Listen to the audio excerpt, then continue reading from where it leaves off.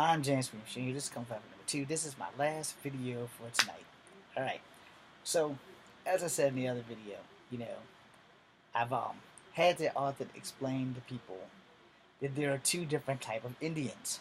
Alright, the kind in which I am hailing from, the Cherokee, we wore feathers and moccasins and frillies, and we shot with bow and arrows and spears, and we ate buffalo meat and things like that, which I'm still trying to find out where I can find some of that. Only since they're endangered, it's kind of like not really something I want to do, but I kind of want to taste it just to see what my ancestors ate way back then before the buffaloes all migrated back and forth across the country, divided tribes and shit like that. But, so I'm sitting there, and I think he's from Pakistan or Iran. He's from one of those countries over in that area. He's a cool cat, man. He works at Best Buy. We bump hands. We give pounds all the time. Good guy. Really good guy. And I can't remember his name right now. But yellow shirt, if you're watching, much love, brother.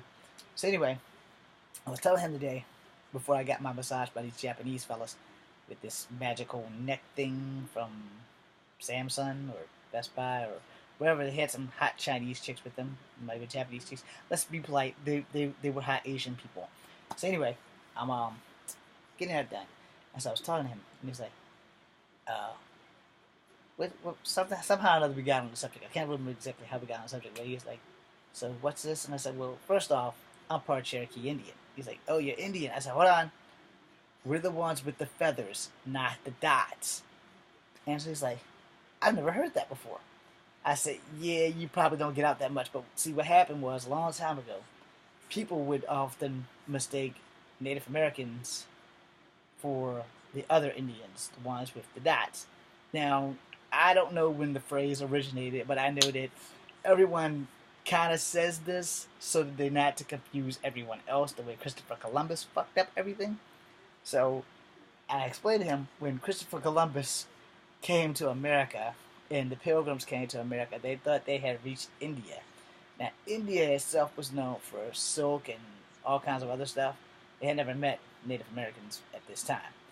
What they had known was India had silk and stuff, and apparently that's where they thought they were going.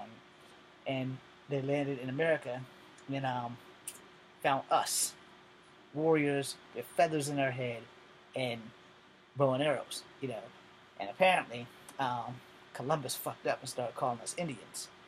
Now, the true Indians are the ones with the dots, and they were in India, henceforth Indians. So, Christopher Columbus, not being the smart navigator that he was supposed to be, or sailor, or however the legend goes, anyway. So somebody on some entertainment show or another started this whole phrase of the ones with the feathers, not the dots. You guys are going to have to Google that because I don't know what person started it, but they said something and they were like, yeah, I went to hang out with some Indian people. And he was like, what? They said, yeah, the ones with the feathers, not the dots. Now, a lot of entertainers also have done this because the girl that talked for my favorite character, who I can't remember now, in Attack on Titan, the one with the short hair that's always after the young star, the one who actually turns into a Titan.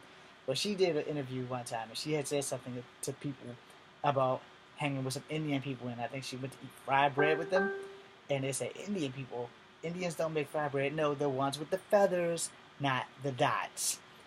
So that's where all this stuff also tends to come from. So people in the entertainment business don't like to offend people either, and sometimes you have to clarify. So when you're specifically speaking of Native Americans, you generally say the Indians with the feathers. And if you're specifically speaking of Indians from India, you call them the ones with the dots.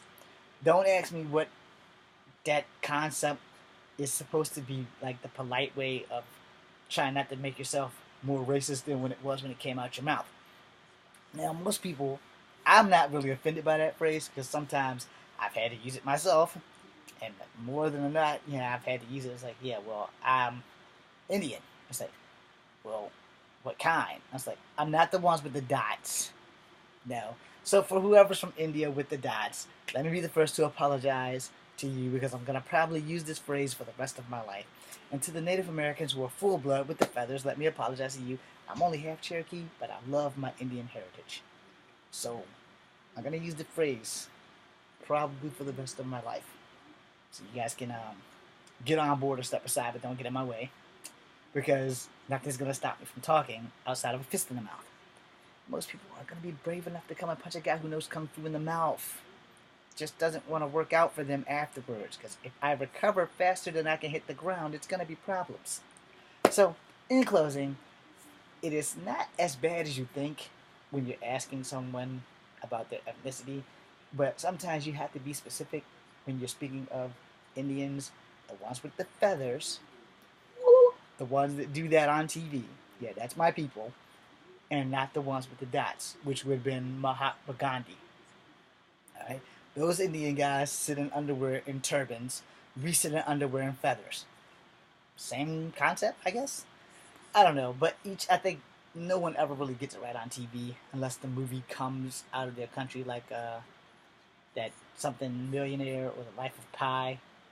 You know, you can ask Sean Penn. He's not Sean Penn, Kyle Penn from Harold and Kumar, because he's that Indian with the dots. Where I'm more like Tonto. No, I have the feathers. You don't see one here. You know, and while we're on that, there are just not enough Native American superheroes. So Marvel or DC, whoever will give me a job as a Native American superhero, even though I'm a half-breed, I will play a full-blooded Native American. It worked for Val Kilmer. It worked for Joan Chen. Just give me my cues of when to speak and let me go to work. I'm actually preferring that it be Marvel, you know, because I don't really know any Native American characters in the DC universe outside of Apache Chief. And I come to find out that, guess what, people? Apache Chief, Silver Samurai, and Black Bolt, I think, they actually were all created by Hanna-Barbera to put more diversity into the Super Friends cartoon, because you had Aquaman, who was white, Wonder Woman, who was white, Green Lantern, who was white, Superman, who was basically white, and Batman and Robin, who were white, and then every now and again you might have had like Scooby-Doo or something. And then once the Justice League cartoon came out, like fucking 20 years later, they started having more diversity. But when that cartoon came out, apparently Apache Chief was needed so they could have a Native American character, Samurai was needed so they could have a Japanese character, and Black Bolt was needed because they needed a black character. So they answered that with that. Because back then, Hanna-Barbera ruled the cartoon world. Now, I will give Hanna-Barbera their credit, because the Pirates of Darkwater had people of color. Literally. People were different colors, but most of the time you didn't really see any white people, unless you were on Johnny Quest. But if you watched the Pirates of Darkwater, Ren was black like me. And Ayas was kind of grayish, but, you know, and Tula was black like me. Tula looked more like she would have been a Hawaiian chick, but Ren looked like he was a black dude with blonde hair with a ponytail. Like me. I would gladly play Ren if you guys like want to give me the job before my face catches up with my age. So anyway, also I need to learn how to sword fight a little better. Hanna-Barbera once ruled the cartoon universe and a lot of other things too, you know. And with the exception of Scooby-Doo, there were rarely enough black people in cartoons. Because Scooby-Doo had the Harlem Globetrotters, and they even had Batman and Robin, who were still white.